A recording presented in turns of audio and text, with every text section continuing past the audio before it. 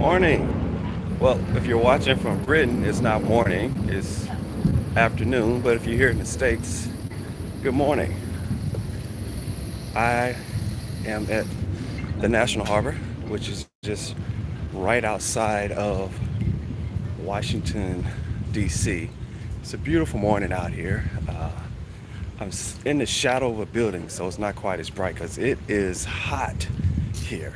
But it's really pretty. Let me kind of pan you around so you can see Washington, D.C. has a Ferris wheel, which is very similar to the London Eye. I notice a lot of cities have it. Um, Singapore has a Ferris wheel as well. So it's gonna grab a spot. This is like a nice spot here. It's gonna right here. Let's just take a seat by the water. Okay, so I have been in DC for about a week, and one of the things that I have really noticed is, I guess I've forgotten how chatty Americans are. I mean, from from the moment I got off the plane, like this entire week, I have so many little examples, and I can give you a few of them. I'll start with the easiest one, where we were going through a drive-through, picking some food, our favorite place, Chick-fil-A. And so we were waiting there, and the young lady, she was standing outside to help us. And she said, "Hey, how's your day going?" And I'm like, "My day's going great." And she's like, "Oh, well, do you live here in the city?" And she just go into this asking questions, and we started talking, and we had like a, um, a nice little conversation there. We talked for about 5, 6 minutes. And that's just one of those funny little things. I've been getting on elevators, and the people on the elevator just start talking to me. They say, "Hey, how's it going?" And this is not just the casual, "Hey, how's it going? Hey, how are you doing?" This is the, "Hey, how's it going?" And you guys start to talk as though you're old friends, right? You're talking as though you've known this person your entire life. These people offer advice on where you should be going, what you should be doing. Because they say, "Oh, you're on vacation. You should really go here." And you're like, "Oh, should I go there?" And you're listening to them, and it's just really, I forgot exactly how. I'm sorry, there's an airplane going overhead. So I'm just right south of Washington, D.C., and right next to, this is the Potomac River. If you've never, I guess I will walk a little farther down. So this is the Potomac River. If you've never seen the Potomac River, it's a really, really wide river. But the Reagan National Airport sits just right up the river. So the flight path for all the airplanes coming in and out of Washington, D.C., if you're flying into Reagan, there's actually 3 airports here in the overall region. There is a Baltimore Washington International Airport. There's the Dulles International Airport. And then right here in the district, there is the Ronald Reagan International Airport. So there's 3 of them. But all right, this is like a nice spot. Yeah, not a bench, but we're sitting on a rock here, a little more light. Okay. So yes, just here, and it is also really, really hot here in the U.S. right now. And I've forgotten, after spending a good, 11 months in the UK, right over in Britain, living in England, cooler temperatures. I forgot what it feels like to be in 90+ degree. But it was this 90, which is about I think that's about 32 degrees Celsius. So I've forgotten what it feels like to be this hot, because it is hot here. And so you want to get outside early in the morning, and you don't want to be out all day. But yeah, I was just thinking, I've forgotten how chatty, I was just stating, I've forgotten how chatty Americans are. And I mean, we're talking everyone. I'm talking young people, talking people who are about 20, 30 years old. I'm talking guys my age, I'm talking older, and we're having conversations. And you're expected to communicate, right? When someone walks up to you and says, "Oh, you have a lot of kids," or "Hey, this, that, or the other," you jump in there. "Joanna, how you doing?" I am in Washington, D.C., right south of the city. So directly across the river, that way is northern, no, let me get it right. That way is Northern Virginia, and that way is Washington, D.C. I'm at the National Harbor. No, it did not move back to America, but the kids need to see their grandparents. We haven't been back in 11 months, and my wife's mother lives here in the Washington, D.C. area. So we stopped over here for a few days to see my wife's mother. And then later on tonight, this afternoon, we're flying to Arkansas to see my family, my mom, my brothers and sisters, and all of my nieces and nephews, and the whole family. So this is a family vacation to allow us to be able to spend some time back with family, because we didn't get an opportunity to travel because the COVID restrictions and so forth, and so we haven't really had opportunity to travel as much as we would like. And so we kind of jumped back over here real quick to spend some time with family. And it's been good. It's been a good trip. It's just been very odd coming back after spending so much time out of the country. First thing is you land in the airport. Of course, you go to the restroom, and it's those little half doors. I don't know if you've ever flown into a U.S. airport, but the public restrooms in the U.S., they have these half doors where the bottom of the door is open, so anyone walking around can see, can look under there. Anyone coming into the restroom, I guess you could look under, see his legs there, so I guess you say, "Oh, someone's in that stall." But it's odd. I've always liked over in Europe and in Southeast Asia where the doors go all the way to the floor and all the way to the ceiling. Because when you go to the restroom, don't you want privacy? You don't want to. That's not a shared. That shouldn't be a shared experience.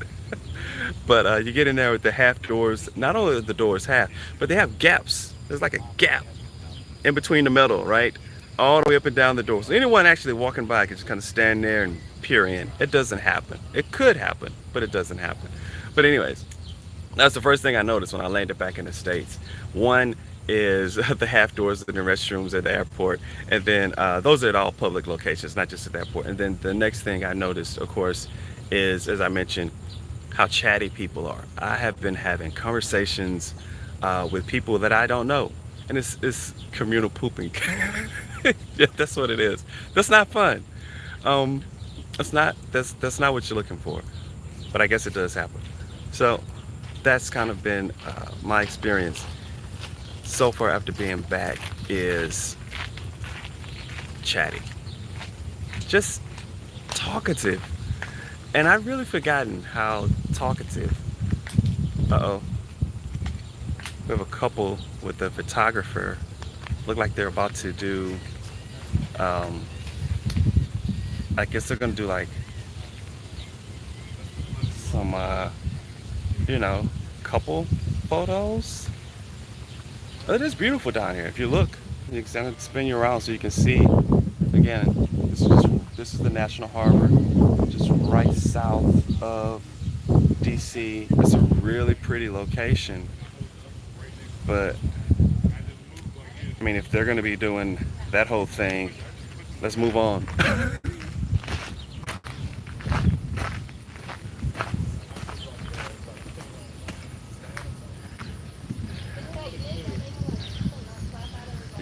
Yeah, looks like some pre-wedding shots. That is exactly what this looks like, which is really pretty, right? You love to see that kind of thing. And it's about, what time is it here? It's 9:54 in the morning, so 9:54 a.m. It's a great time. Like, you still got the sun isn't up too high yet. It's not too hot. And so we're gonna give them a little space to do their photo shoot.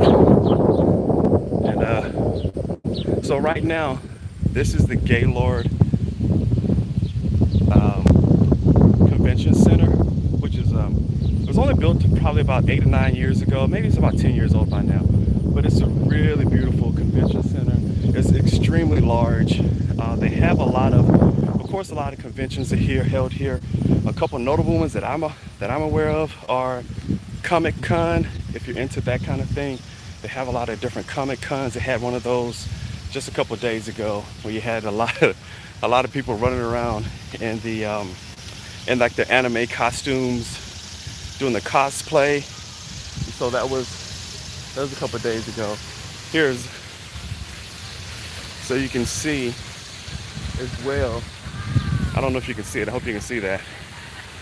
But that's all the Gaylord.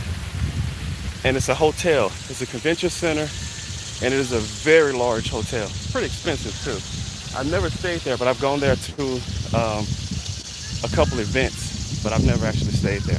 But again, it's just a really, yeah. So Gaylord the Gaylord Resort and Convention Center. So this is in an area that's called here's a bench. I'm gonna take another seat and maybe have a few minutes until that couple finish taking pictures there and come down this way.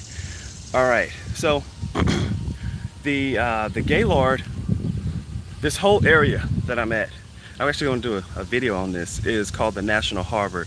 It actually sits in Maryland, just right south of the district, across the river, across the Potomac is Northern Virginia, and here is an area that's called the National Harbor. It originally was called like Oxon Hill or Temple Hills. No, this is Oxon Hill.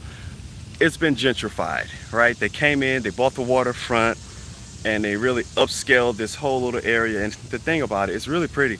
But on the back side of it, there's a fence that walls it off from the rest of the area. So there's this resort area down here, and then there's this very tall fence which walls it off from the rest of the neighborhood, because the rest of the neighborhood is not this posh at all.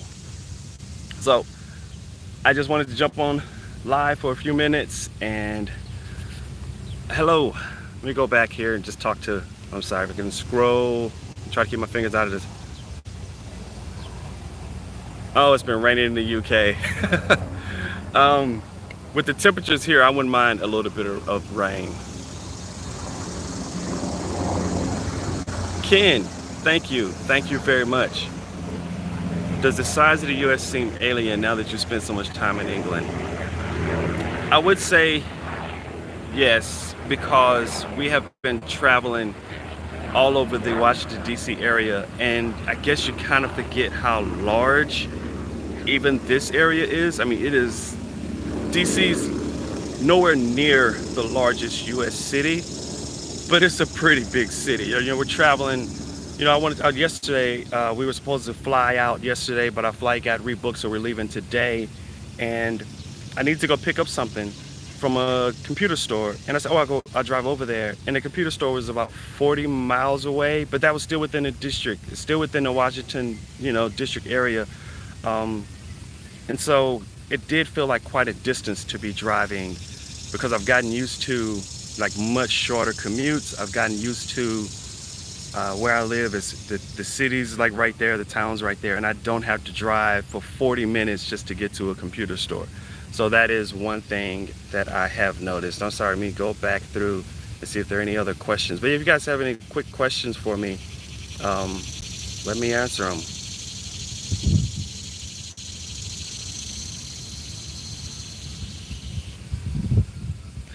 Oh, yeah.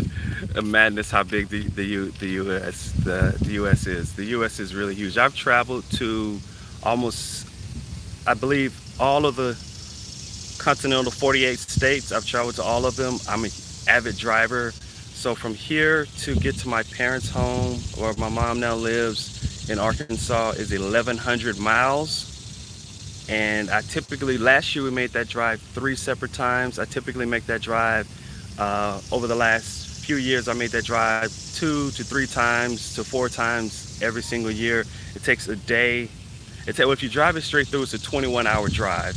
And so we drive, we stop. Well, when I was younger, and it was just my wife Blair and I, we would just drive straight through. Now we have all the kids. We drive till night, stop, and get in the hotel, and then pick back up the next day. And that is just going from DC to Arkansas, and it would take another 2 to 3 days if you were driving from, say, Arkansas to California. It would take another, I think, 2 days plus to drive that distance. And we're not going to talk about going up into the other regions of the country. The country is absolutely massive.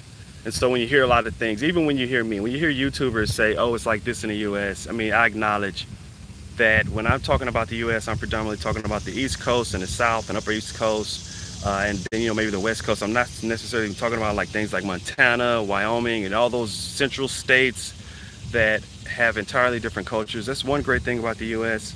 There's a lot of culture in all the different regions.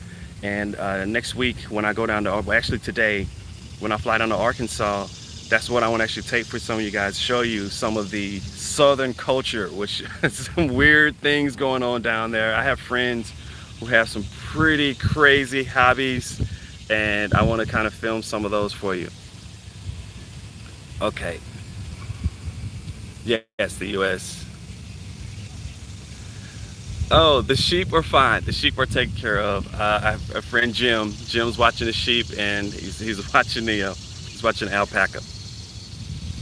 Yeah, pretty straight roads. The roads are pretty straight.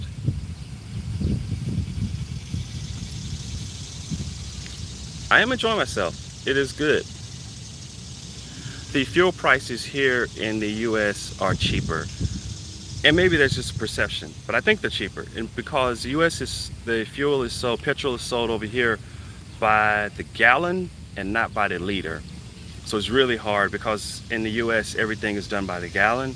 So, when I'm moving over to the UK, and now everything, and actually just all of Europe, I guess, I don't even, maybe even the rest of the world, everything's done by liter. So you have to try to do it in your head. Because I know how big a gallon is because we buy milk by the gallon. So I know a gallon of milk, that's the frame of reference. But I don't buy things by liters. We don't actually sell many things here by liters. In the US, they don't sell things by liters.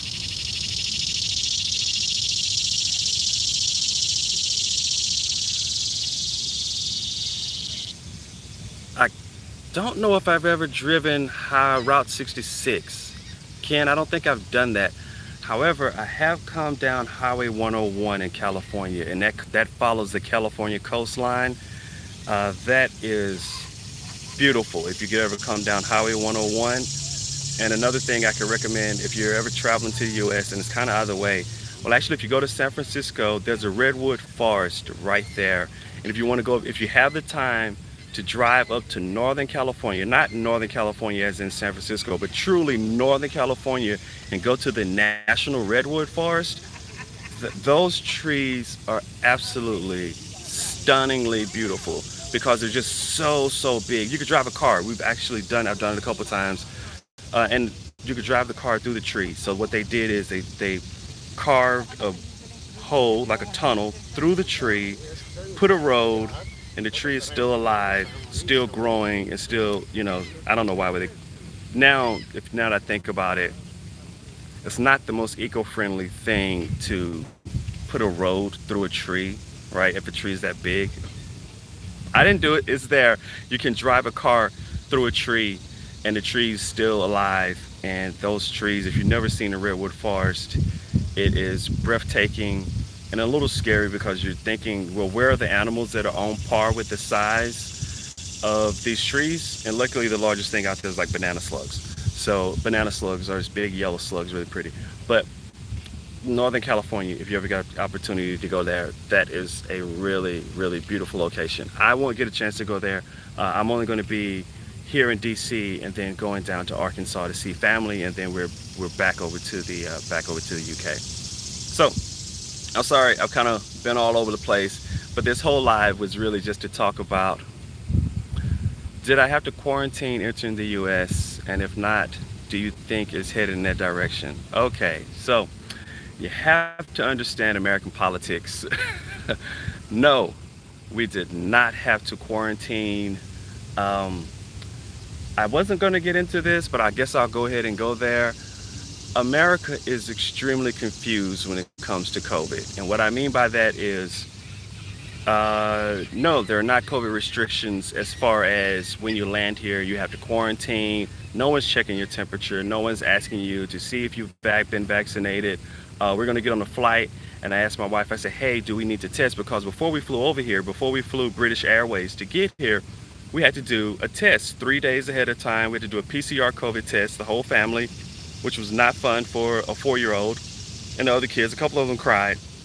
But we did a COVID test, and once we got cleared, we showed up at the airport, and we showed our our cleared COVID test, and then we were able to go through the boarding process, get on the plane, and fly over here. However, when we landed in the U.S., no one's checking. We're going to be flying a domestic flight. No one's going to check. I think on the flight we have to wear our mask, but aside from that, no one is checking. Some areas they are requesting, there's local mandates. There are states that have forbidden people from wearing COVID masks in schools, and it's just confused. It's just, I'm sorry to say it, America's confused when it comes to like how to respond to this. So it's been all over the place. We have decided that typically when we're in public, we just wear a mask. Again, sorry if you didn't catch this earlier.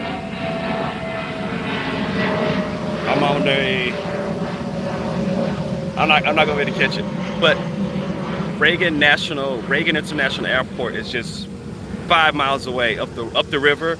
It sits along the river, so the Reagan International Airport. So there's like, if you sit here at National Harbor, you will always be watching planes coming in and going, because they're landing and taking off from just right up the river here. Okay, I saw another question. Hi Mac, do you and the family feel safe in the U.S. with guns as a way of life? Police, guns, do you feel safer in the UK with more restrictions, police not carrying guns? Okay, for me, guns is a touchy American politics, political, cultural thing. I try to stay away from it. I will say that in general, yes, we do feel safer in the UK where there's not a prevalence of guns. Now, I don't know if this is true. This may not be true, but I've heard it, which is America has 4% of the world's population, but something like 75% of the world's guns, which sounds crazy. But if you think about it, like most nations won't allow its citizens to have guns, and then like here, everyone has their own personal stockpile of weapons. So, and it's totally legal. You can absolutely have an arsenal in your home for home protection. All right. Yeah, we enjoy not having the prevalence of guns in the UK. And so I'm always shocked when I hear something on the news or see something related to someone being shot, because it's always surprising to me if someone is actually shot or something like that. I know it doesn't happen very often. I think stabbings are more common in England and in the UK. However, that does also, I'm a gun owner in the UK. You'll find most gun owners are aging. Yeah, so I'm a gun owner. I own guns, and I don't own a lot of guns, but when we moved to the UK, it is so stringent on bringing guns over, and I wouldn't want to bring guns, so all my guns were locked up and put in a safe where they will sit. Who knows? I mean, they're just locked up. They'll just sit there. They're hunks of metal, so they're, if you grease them, they'll just sit there. And so they're just gonna sit locked up in a safe. Yeah. Unfortunately, there was a police officer who was killed here a couple of days ago, and he was actually stabbed. Someone stabbed him. So people will find creative ways, unfortunately, to hurt each other. People can do that. Yeah, all I'm doing with my guns is giving the safe, some company. So, yeah, I logged on originally to talk about how chatty Americans are, and Americans are so chatty. It has just been shocking. Because don't get me wrong, people are friendly, in England, in the UK, we have had some great experience. Even in some of the videos, you see like the waiter in Scotland, she picked up my youngest, and people talk to us and the kids, but it's just not the same. Those are nice informal conversations, but here in the US, you have these conversations, and it is almost constant where people are talking to you, and you really go into detail. I mean, you're sharing very personal details about your life, and it's expected. It's the, just saying what type of details. Let me see, give you a quick example. We went to get cell phones switched over because we have UK numbers, and so we walked into the store to get our cell phone switched over, and the guy said, "Hey, you guys visiting?" Like, "Yeah, where are you coming from? And what are you doing here? And how long are you to be here?" And it wasn't an interrogation. It's just like you're having a conversation with an old friend. Sorry, one more quick question here. We are coming back to Scotland because I really want to make it to the Isle of Skye and really up into the Highlands. I would love to do and forgive me if I get the name wrong, but it's 500 right across the northern, it's the ring road up there across the top. It's not a ring, it's more of a, I don't know if it's a loop across the top of Scotland. So I would love to be able to do that. So we are coming back, but we weren't prepared to do that on our last trip. A lot of airplanes.